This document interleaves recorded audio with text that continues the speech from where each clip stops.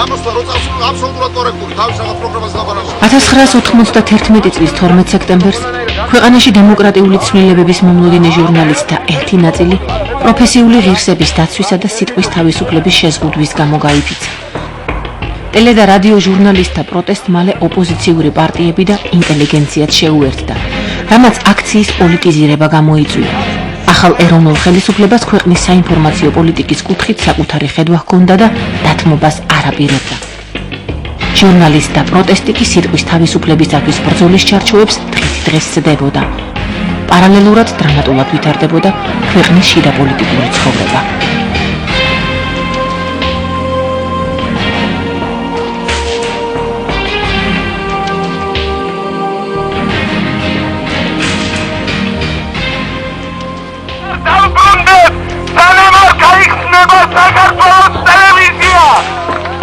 პოლიტიკური პარტიები და ოპოზიციურად განწყობილი ადამიანები ტელევიზიისა და მისი მიმდებარე ტერიტორიის ბლოკირებას განაგრძობდნენ.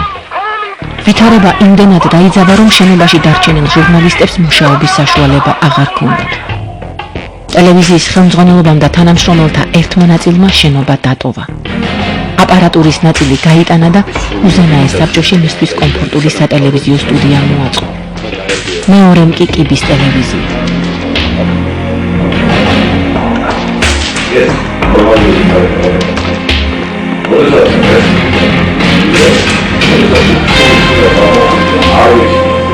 ჟურნალისტთა კორპუსი საბოლოოდ გაიყო. ზენაეს საბჭოში კი არ გადავედით, ეს იძულებით, სრულიად შემთხვევით, თელავში წასული მოძრავი სატელევიზიო სადგური ჩამოვიყვანეთ, იმიტომ რომ პრეზიდენტს ჭირდებოდა ხალხისთვის მიემართა და ტელევიზია ჩაიკეტა. და შემთხვევით გავიგეთ, რომ იქ არის, გავვარდეთ, ჩამოვიყვანეთ რაღაცნაირად, ავაწყოთ, რომ საღამოზვიად განსახურდიას ეთერში მიემართა ხალხისთვის. მუშაობის საშუალება უკვე აღარ იყო, კიბეები დაკავებული, შენობა დაკავებული, სკერაკვერძე რაიკომის შენობა იყო, ისიც დაკავებული იყო. უკვე არავითარი საშუალება ჩვენ შენობაში არ იყო. და ამიტომ გავხდით იძულებული, გადავსულიყავით იქ და გვემუშავა პტს-ზე. ან მოძრავ სატელევიზიო სადგურზე, ავტობუსზე უпроსტად. და ის თუ რატომ მოხდა ეს გახლეჩვა და ეს მე მგონი ნახევარზე მეტმა არ იცოდა. ჩვენ ჩამოუყალიბებდი და მომზადებლები ვიყავით. საზოგადოება იყო უაღრესად პოლიტიზირებული და ამ პოლიტიზირების საფუძველი არსებობდა იმ დროინდელ სიტუაციაში. თუ ჩვენ კიბეზე დამჯდარი ჟურნალისტები პოლიტიზირებული ვიყავით, ის ჟურნალისტები პოლიტიზირებული იყო, მათი დიდი უმრავლესობა, ვინც წავიდა უზენაეს საბჭოში. ჩვენ ვიბრძოდეთ საქართველოს თავისუფლებისთვის. სულ მეკითხებოდნენ მე, შენ რა თანამდებობა გექნება? სულ ვიძახდი, რომ აი თავისუფლებას რომ მოვიპოვებთ, მე წავალ გალის ქუჩის მეეზოვეთ თქო. და ვიქნები უბედნიერესი, რომ ყოველ დილით საქართველოს პირველ პრეზიდენტს დილით სამსახურში გამოვაცილებ თქო. მედია უნდა ემსახურებოდეს სახელმწიფოს, იგივე პოლიტიკას და სახელმწიფოს სამსახური მაგას ნიშნავს.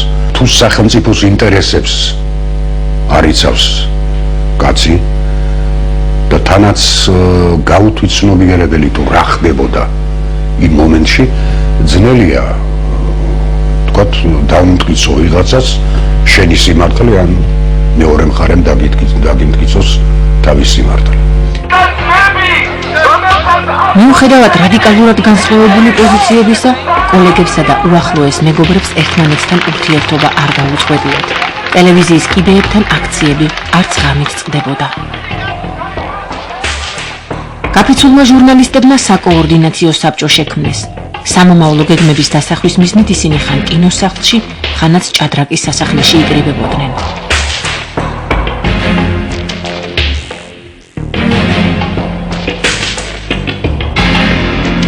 ამავდროულად ჟურნალისტთა ერთი ჯგუფი ოპოზიციურ სიუჟეტებს კიბის ტელევიზიისათვის ამზადებდა. მისი მაუწყებლობა თბილისის რამდენიმე უბანზე და დაბაწყნეთზე ვრცელდებოდა. ეს ტელევიზია განსაკუთრებით ხელმისაწვდომი და აქტუალური აქციაზე მოსული ოპოზიციური ელექტორატისთვის იყო.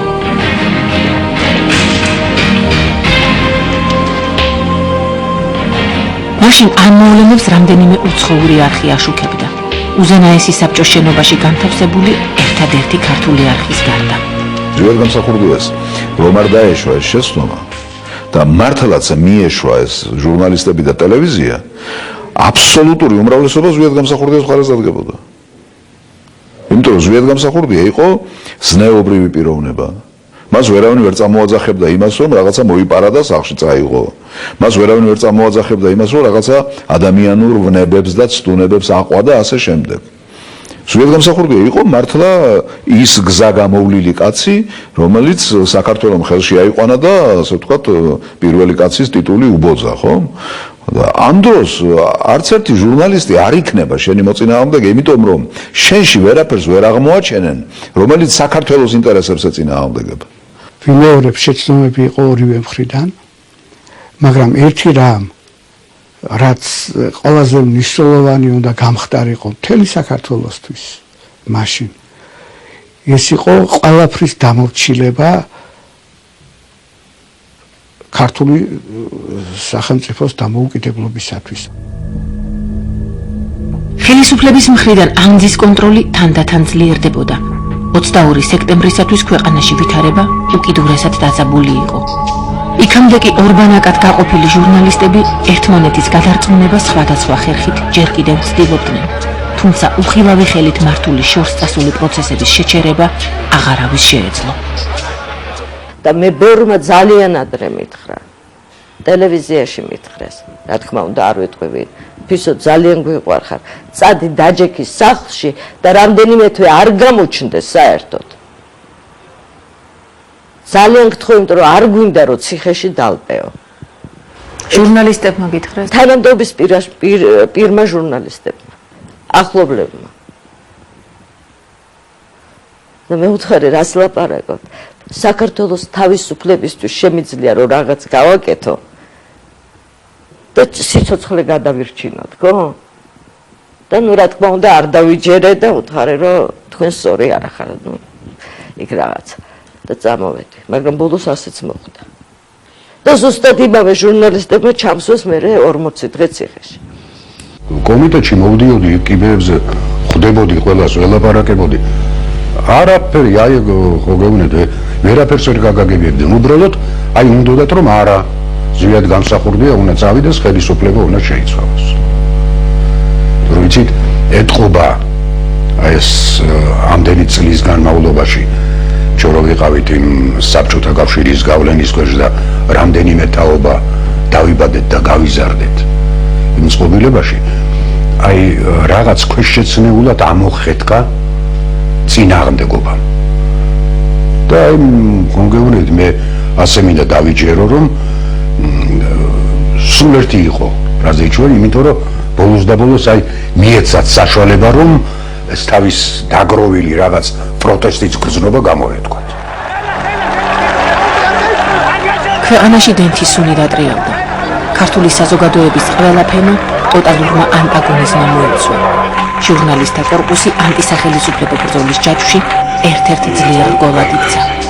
რატო ვარწმუნებთ ჩვენ ამას ყველაფერს ისეთ სახეს, რომ თითქოს ეს იყო კატასტროფული დაპირისპირება ძალიან ცუდი და ძალიან კარგი ადამიანებისა. არ იყო ეს ასე. ძალიან ცუდი ადამიანები იყვნენ ჟურნალისტიკაშიც, ხელისუფლებაშიც. ძალიან კარგი ადამიანები იყვნენ ჟურნალისტიკაშიც, ხელისუფლებაშიც. ჟურნალისტები დარწმუნებული ვარ, მართლა გულწრფელად იბრძოდნენ თავისი უფლებებისათვის. რა ხალხი ის მახსოვს ესეთი ტიპები იყვნენ და ისეთი ადამიანები იყვნენ, მათ არ შეიძლება თუ რა უფრო ღრმა ანტაგონისტური მიზნები ქონოდათ რა. ვერ გავწერავ მაგ ადამიანებს უფრო ბოროტე დახასიათებისათვის. და მე არ მიმოჩნია რომ ჟურნალისტებს ამის შეეშალა მოხდა. ის თავისთვის წყრარად იჯდნენ, ქუჩაც ხოლმე გაუკეტიეთ, ახლა ადამიანს აღარ აქვს უფლება რომ დაჯდეს კიბეებზე იჯდნენ. არავისთვის არ უსვრიათ, არც ერთი ქუჩა მათ არ გადაუკეტიათ, არანაირი ანტაგონიზმი მათ იმას არ გამოუწევია, მაგრამ ჟურნალისტების წინააღმდეგობა, პოლიტიკური პარტიების წინააღმდეგობა, დაპირისპირება ბატონ ზვიაცსა და ბატონ თენგიზკიტოვას შორის ყველაფერი ვიღაცა მისადგებლა.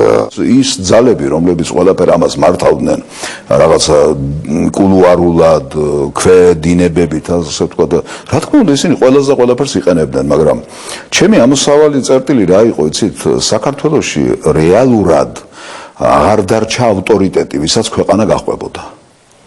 და გაჩნდა თოფიანი კაცის სინდრომი, ხო? ყველაზე საშინელი სინდრომია რა.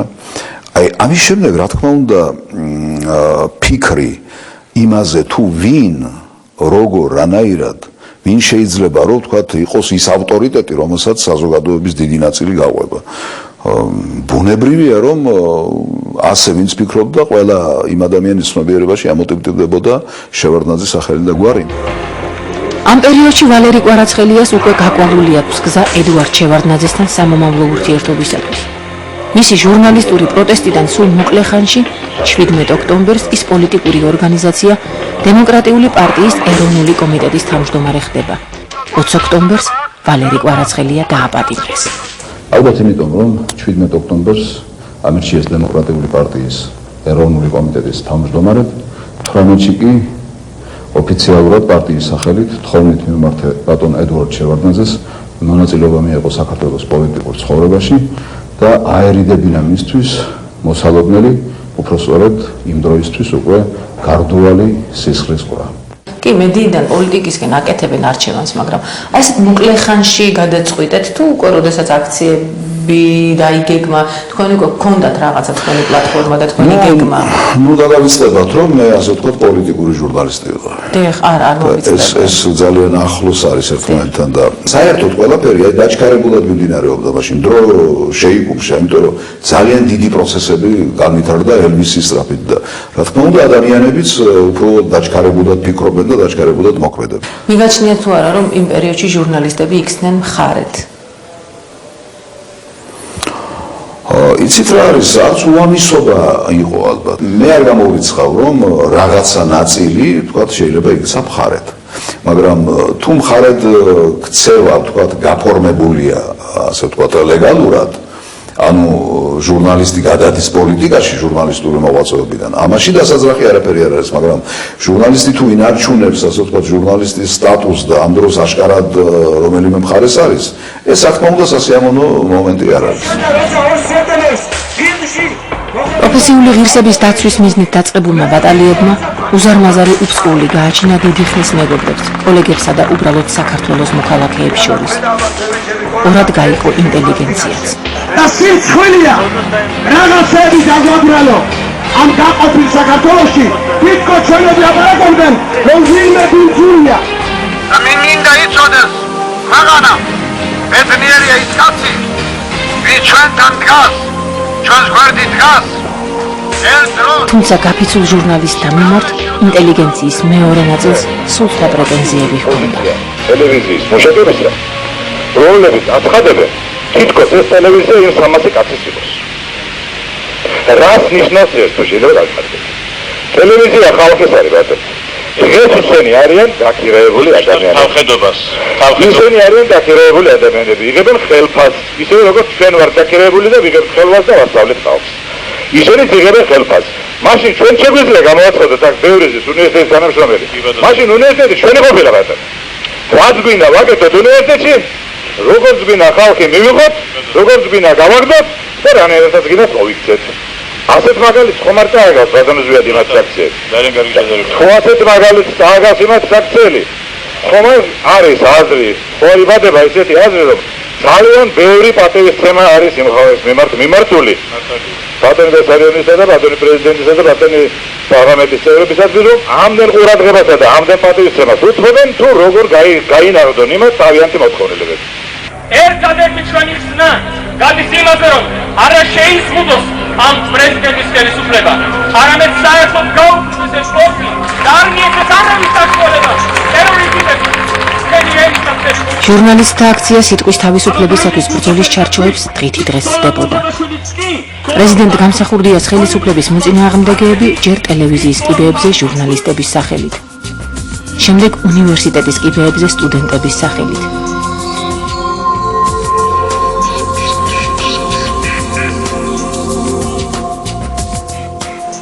კინოს სახლთან ინტელიგენციის სახელით. ჩვენ დახმით დაკომპლექსებული ყველაზე საშინელი რასაც მე ვუყურებ და ღიაბაეგრობაში რუსთაველის პროსპექტზე ქართველი ერის ერთი ნაწილის სახელით.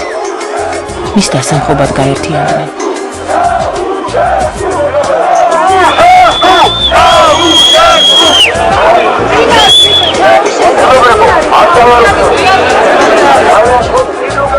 მაშინ ბოლომდე არავინ იცოდა სად მიდიოდა ეს კიბეები. მთელი საქართველო გამოგვიყენა ვიღაცამ რაღაცა ბინძურის რახვებისათვის.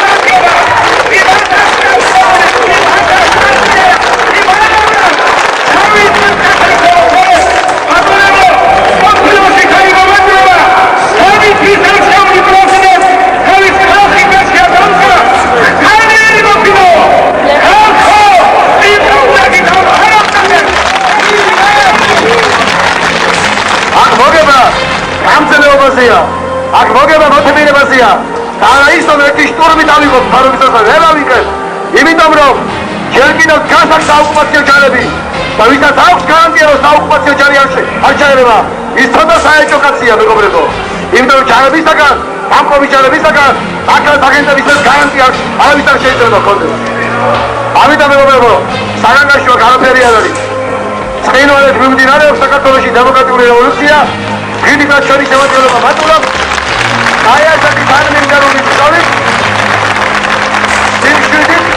შიდობიანი ძალისხმევით უნდა გადავაყენო დიქტატურა და არ მარტო დიქტატურა ეხლა თქვენ გამოგხსენეთ მე ჩემი ცხოვრების ესეთი პერიოდი რომელიც მაინც და მაინც კარგ მოგონებებში არ მეძლევა ჩემთვის უფრო საინტერესოა თემა როდესაც ერი იბრძვის თავისუფლებისათვის დამპყრობლების წინააღმდეგ ეხლა თქვენ გინდათ შემიყვანოთ ჩემი ცხოვრების იმ სტატიაში როცა მე მქონდა სამწუხარო დაპირისპირება ბატონ ზვიად გამოსახურდიასთან რასაც დღევანდელი გადმოსახედი და მძიმედ განვიცდი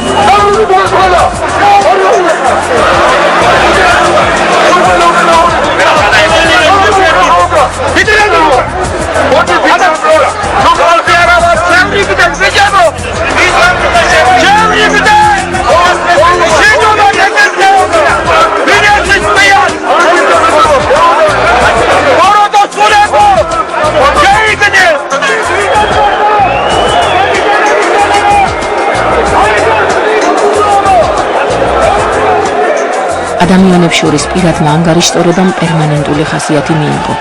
დაისადგურა ურთიერთზისხმა და ანარქია. დრო კიდევ უფრო აჩქარდა.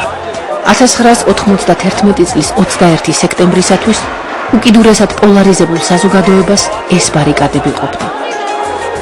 ხელისუფლება ვითარების განმუხტვას ტინის კონსტრუქციების აღებითა და პოლიტიკურ მოწინააღმდეგეთა დაპატიმრებით შეეცადა.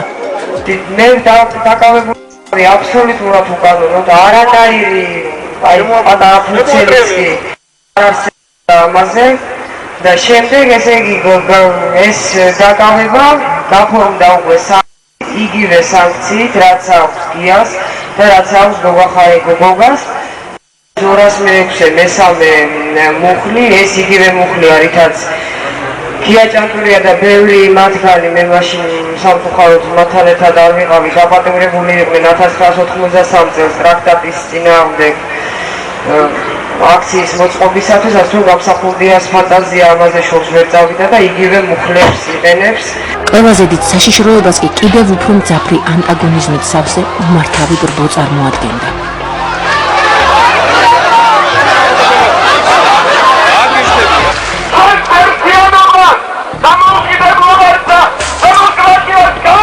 მალე რუსთაველის პროსპექტიდან გამოძევებული ოპოზიცია გაფიცულ ჟურნალისტებს შეუერთდა. ხელისუფლების მხრიდან აქციის ძალისმიერი მეთოდით დაშლის საშიშროება გაჩნდა.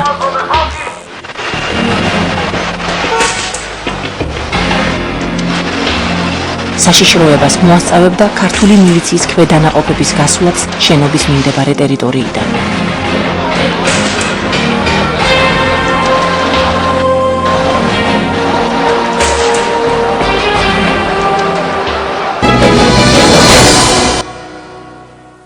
ჩვენ მაგალითად ვინც ვიყავით, იქ ყოველგვარი თავდასხმას ველოდით. და მის მცდელობები იყო.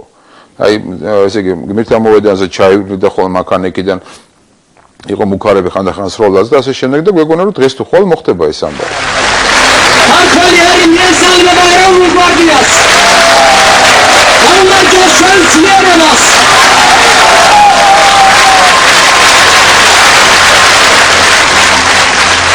ამდენად 22 სექტემბერს თენგიზკიტოვანს დაქვემდებარებული შეიარაღებული გვარდიის ნაწილები ტელევიზიასთან მიმდინარე აქციას შეუერთდნენ. ტელევიზიის შენობაში მათ შემოსვლას თავდაპირველად სტრატეგიული ამოცანა ჰქონდა.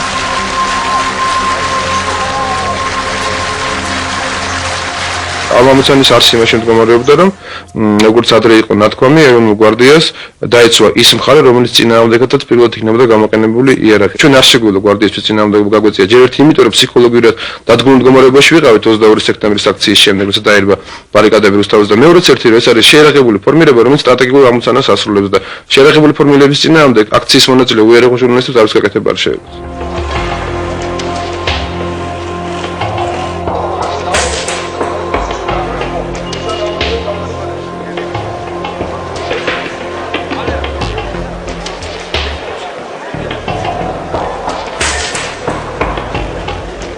ჟურნალისტების რაღაც ნაწილი დასავლური სახლებში წავიდა. იმიტომ რომ მიხვდნენ რომ მათი მოთხოვნები მეორადი გახდა და ამას მიეცა პოლიტიკური ელფერის სახე, მაგრამ უნდა გვავიწყდება რომ მაშინ იყო სხვა დრო.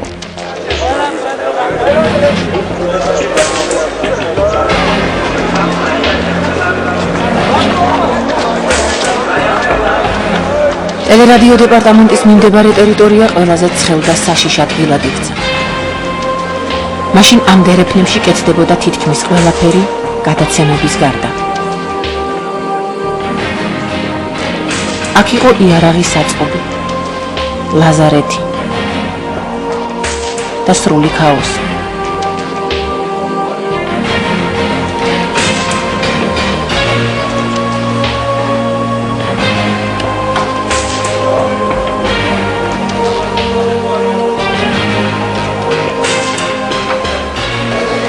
მე როზიათთან მივედი 30-ში ველაპარაკე. ხო, ჩამოვედი ველაპარაკე, მაგრამ დავშვებდი ნექჩიმო, არც ისეთი. მე გაახურა ბიჭოს კამპანია, აი მშობლები, აი ის აწეალა, რა თუნდოდა ეს ბაზარი ბიჭო. გუნდა? ესე იგი დაატრიალა ეს პრეფექტურები და აიყო კივილ-წივილი.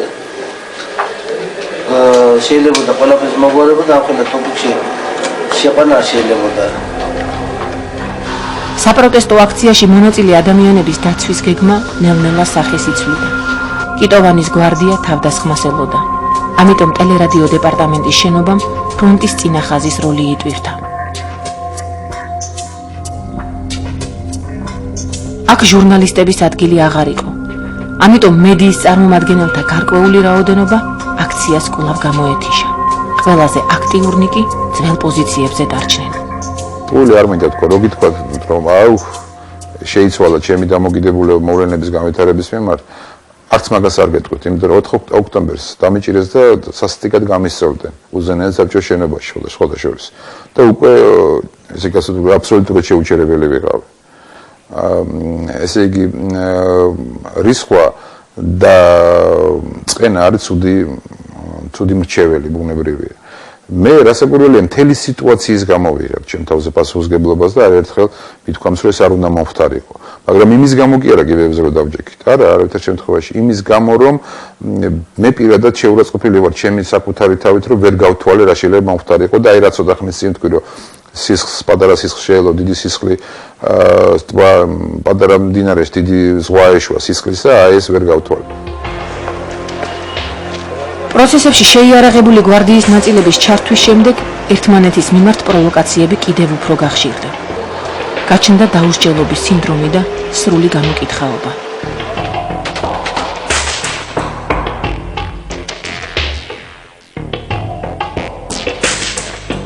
რასაც მინდა გავაკეთებ. და მართლაც აკეთებდა ვისაც რა უნდა და ვისაც იარაღი ჰქონდა ხელში.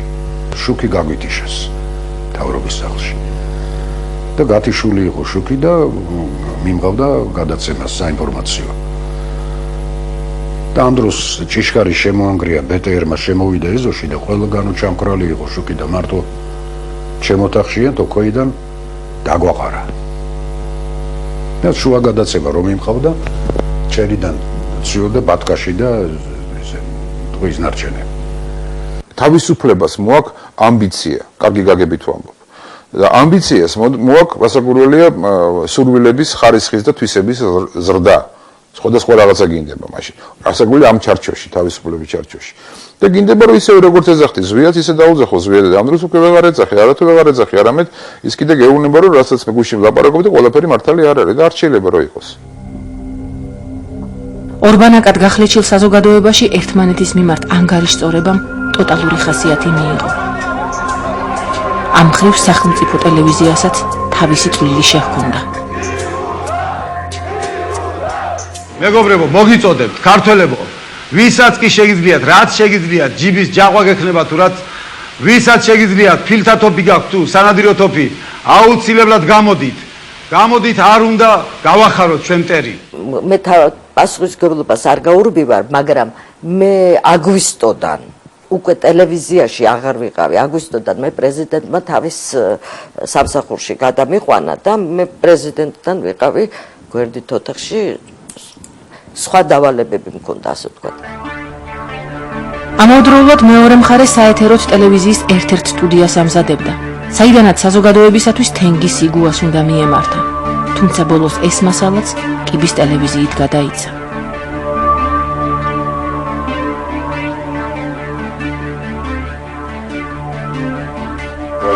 Заняли автоматчики.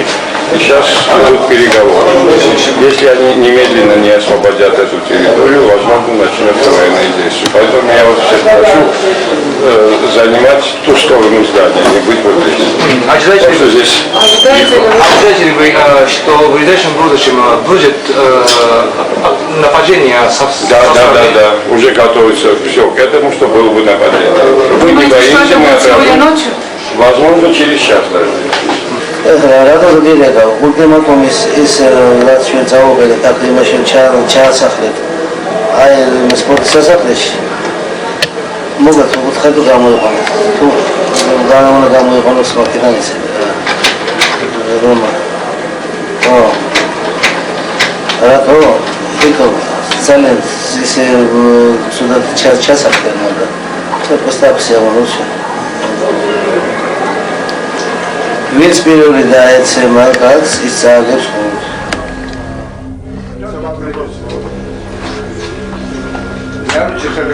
ხელისუფლება კიტოვანს ტელევიზიის შენობის დატოვებასა და იარაღის დაყრას თხოვდა.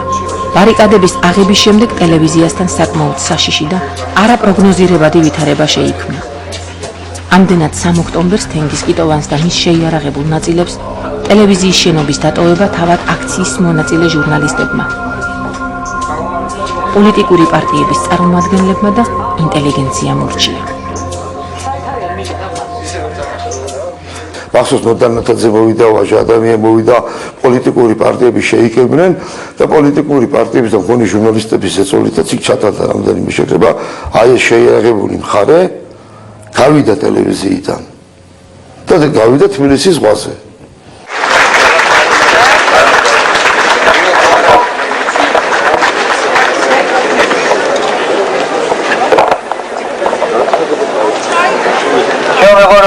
აიკითხეთ ჩვენი განცხადება.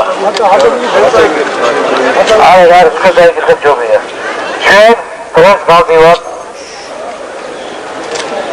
ახალგაზრდა ვიქნებით, არ შემიძლია უფლება არ მაქვს თქვა სადმით. უფლება არ მაქვს ახლა თქვა სადმით, მაგრამ ვიქნებით დაახლოებით 60 კილომეტრი აქედან. ისე ვიტრიალეთ ქალაქში. იმის გამო რომ დღეს შეიძლება მოხვედრილიყო თავდასხმა და დავრილიყო ძმათა სისხლი. ამისაც თავისთან ასაცილებლად ჩვენ გავდივართ.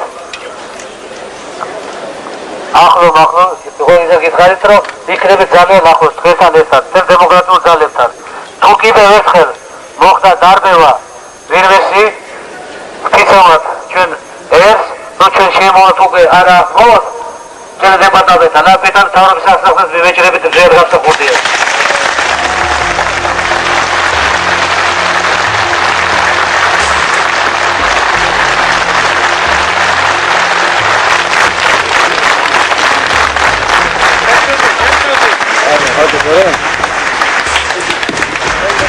გადით ახლოს ნუ შემოდიხართ იქით. ახლოს ნუ მოდიხარ, გადი. გადით თუ. რა ჩამოვიდეთ ახლა? ჰა?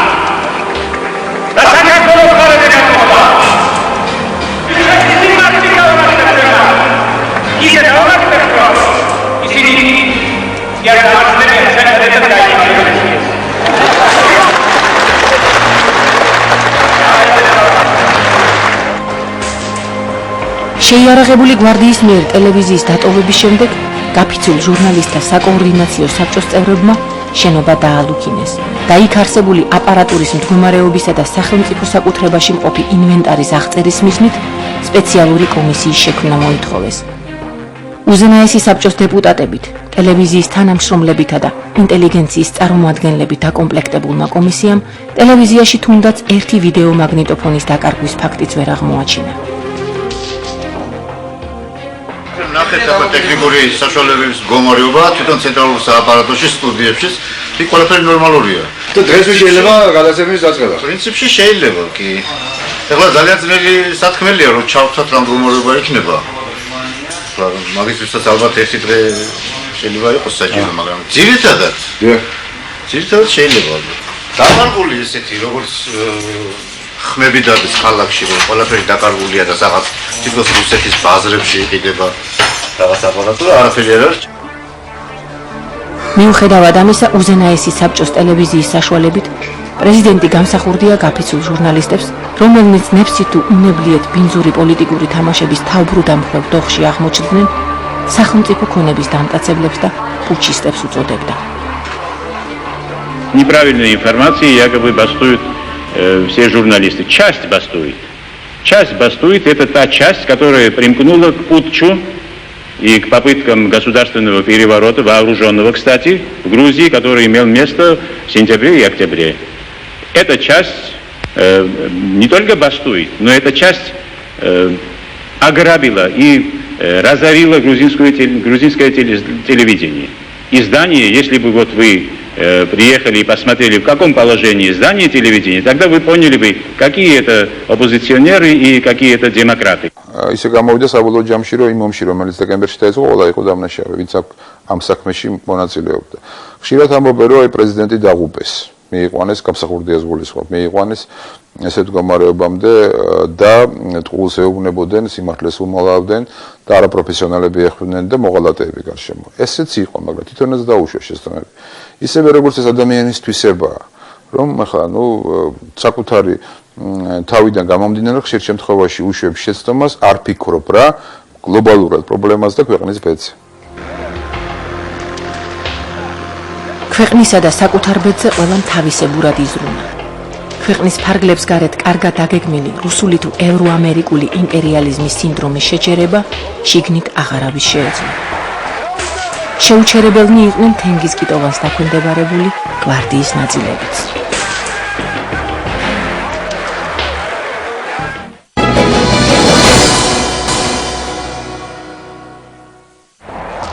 დეკემბერს თბილისში საშინელი ტრაგედია დატრიალდა, რომელიც საქართველოს უახლეს ისტორიაში თბილისის ომის სახელით შევიდა. სატელევიზიო ანძა ბესო ქუთათელაძის ბატალიონმა უბრძოლველად დათმო. მაშინ აქ სისხლი არ დაღვრილა. 1992 წლის 6 იანვარს ზვიად გამსახურდია თბილისიდან გავიდა. კანონიერი ხელისუფლება დაემხო.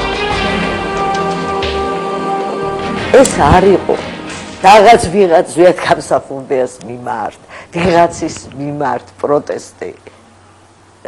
ეს სხვა რამე ძალიან ის რისთვისაც შარშად დავიბომბეთ. იგრძნობოდა რომ რაღაცა სხვაც მანიპულირებს, მაგრამ ვინ იყო ეს სხვა, ჩემთვის გასაგები გახდა მხოლოდ 11 წლის დეკემბერში, როცა ჩემი თვალით ვნახე საბარგო მანქანა, რომელიც დაიცალა ნაწილი იმელთა და მეორე ნაწილი წავიდა უზენაეს სასამართლოში, რუსების სამხედრო მანქანას გულისხმობ. ჩემი თვალით ვნახე. ხო და ასე რომ მე ხა თავზე ფერფს ვერ დავიყრი. მე შეგნებულად ვიყავი ამ ესე იგი ამბოხებული და ვარქვათ თუ საპროტესტო განწყობის ჟურნალისტების მხარეზე და ერთ-ერთი მოთავეც ვიყავი. მაგრამ თვითონ სიტუაცია საერთო ჯამში არის ჩემთვის შემზარავი, არის ჩემთვის ცუდი და გასახსენებლადაც არასასიამოვნო რა თვალსაზრისით, რომ მე ვერ მივიღე მაშინ სწორი გადაწყვეტილებები. სხვა მანიპულირებდა ჟურნალისტების მიმართ პირადი ანგარიშწორების მცდელობასაც. თუმცა ფიზიკური განადგურებისაგან ერთმანეთის დაცვას ყოფილი კოლეგები მაინც ახერხებდნენ. 92-ის 8 იანვარს მივედი ტელევიზიაში. დრო სადაც მყავდა ოჯახი წაყვანილი, ჩვენი სახლი უკვე დაიწვა და სადაც გავიყვანე ოჯახი, ის ოჯახი დაარბიეს და მე არ ვიყავი იქ. ეგენი იქ ყავდა დატოვებული და მე სხვაგან ვიყავი, მაგრამ დამსდებდნენ ბატონო, ჩემი მეზობელი თენგიზგიტოვანი. ეგეც დამსდებდა და ისაც ურიკინებდა უკაცრავად პასუხია თავში და ავტომატი ეკავა ხელში, ყველას დაძდებდა ვისაც უნდა. და გაყვანილი მყავდა იქ და ის ოჯახი დაარბიეს. ერთიან შეუწვინდნენ ქალებს და რაღაც ერთიან და რატო არ მიდისო? კომიტეტში აჩიგო გოგელია ელოდება. წოლმა როგორც შემატყობინა, მე წამოვედი იქ და ტემკაზე ვიყავი.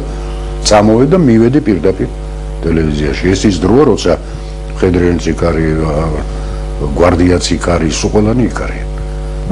შევედი გოგელიასთან ამიშვეს და მithვა არაფერი, მე არავის არაფერი არ მithქვია. ისე დააბრაყუნეს რაღაც. და სხვათა შორის მე იმ ღამეს მე ნათქვამისა მაგდა გაზეთშიც ვქონდა რომ მან არეშიძემ შერმა მამუკა არეშიძემ გადამარჩინა იმ ღამეს. ნუ ღამე მივდიოდი და მინდოდა გასვლა რომ ზუსტად გამეგო რა მოხდა ოჯახის დარბევაზე. თურმე იქ იყვნენ ჩასაფრებული. და მამუკას გაუგია ტელეფონზე დაურეკეთ, გაუგია და დამეწია კიბეებზე რომ არ წახვიდე იქ. მომრავლესობა რომ დაგვდებდა მე და მედიკოს მოსაკლავად და ესე იგი ჩვენ ვიმალებოდით რამდენიმე წელი ხანსად რომ და უბრალოდ ნაცნობებიც ყავდა რომლებიც გვაფრთხილებენ აი მოდიან და ჩქარა თავს უშველეთ და არც იყო გასაკვირი როგორც კი ზვიად გამსახურდია ტერორისტად გამომაცხადეს თვითმარქვია რესპუბლიკის პროკურორმა, იმიტომ რომ ხუნტის მიერ იყო დანიშნული და რა თქმა უნდა თვითმარქვია იყო პროკურორმა გამოაცხადა რომ მე ტერორისტი ვარ. პირველი არხის ეთერით.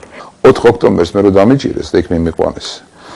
ზუსტად მაგ ტელევიზიის ჟურნალისტები დამეხმარნენ იმაში რომ გადარჩენილი ყავი, თუმცა მე არაფერი არ მithხოვე, თუნდაც იმიტომ რომ ვერ დავინახე.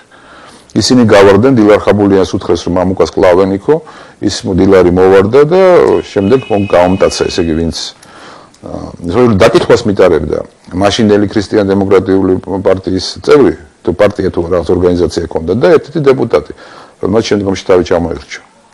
საშინელად ნაცემ ადამიანს. აი ეს მიტარებდა დაკითხვას. ეს ტრაგედია მათ ემოციურ მეხსიერებას სამუდამოდ შემორჩა. წენა ზოგმა დაივიწყა, ზოგმა ვერა. მე კი ნაწყენიც ვიყავი და თქვათ პრეტენზიებიც ამიყენებია ბევრისთვის და რაღაც, მაგრამ ზიდრა აი თუნდაც იქედან ვინც დღეს ნანობს ამას, მაშინ რო ცოტა ტვინი გაენძრია ასე უბრალოდ ცოტა უხეშად რომ თქვა. შეიძლება ეს ამბავი არ მომხდარიყო, იმიტომ რომ არ ყოლოდათ საყრდენი. იმ ჯგუფს, რომელიც მოსკოვში დაბრძანდებოდა ყოველ კვირაში ინსტრუქციების მისაღებად. 22 დეკემბერს თავისუფლების დღეს, როდესაც უნდა დიდი ზეიმი ყოფილიყო, ჩვენ ერთმანეთს ვესროლეთ და რაღაც საშინელებად ჩავიდნენ. მე არ ვყოფ, რას ქვია იქით მხარე და აქეთ მხარე. ისინი ჩემი ახლობლები იყვნენ.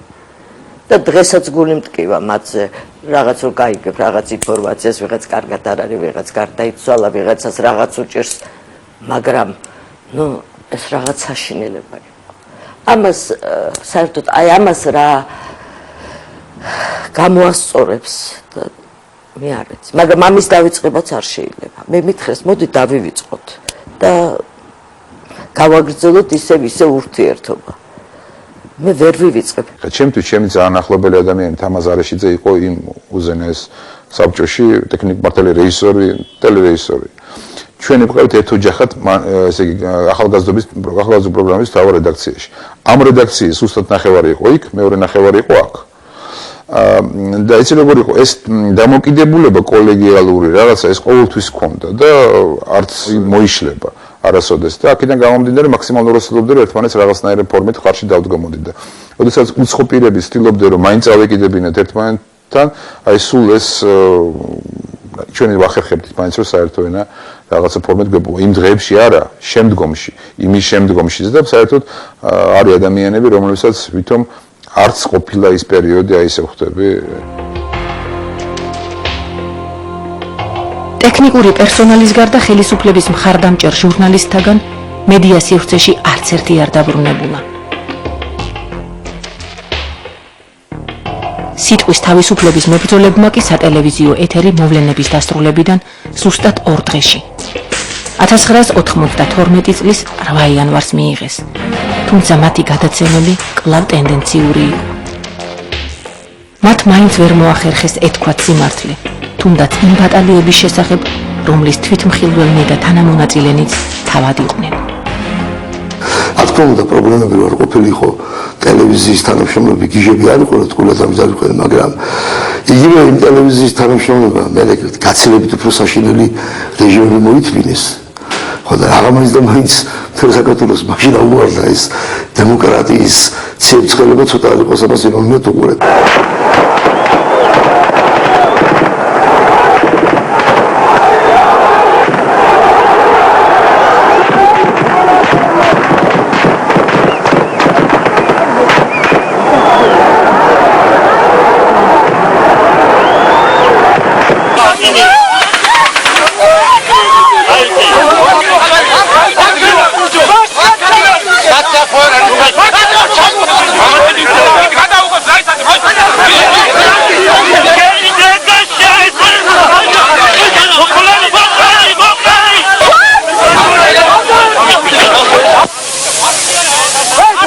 ჩემთვის მაგალითად იყო ყველაზე დიდი დარტყმა ის რომ ვერ მოვახერხე ისე მეთქვა და მეჩვენებინა ვთქვათ დიღმის დახვრეტა და ცირკთან დახვრეტა როგორც შეიძლება და ცირკთან დახვრეტა საერთოდ არ გვიჩვენებია და დიღმის დახვრეტა ვაჩვენეთ